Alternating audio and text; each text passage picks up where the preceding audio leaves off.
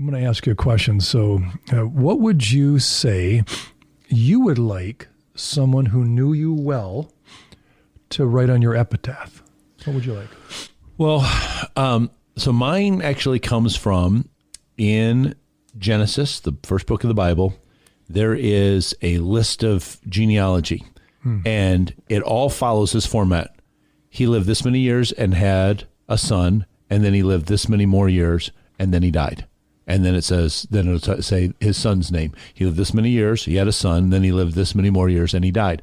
And that's all that's said about their lives until we come to one guy, and it said he lived this many years, and he had a son, and then God took him away because he walked with God. It never says, and he died. His name is Enoch. Oh, yeah.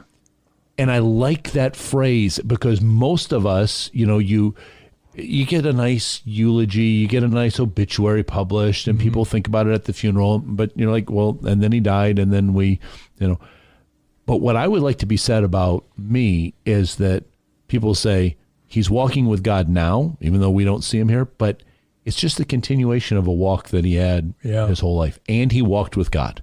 Those are the words that I want, is like, he walked with God while he was here. He's still walking with God now.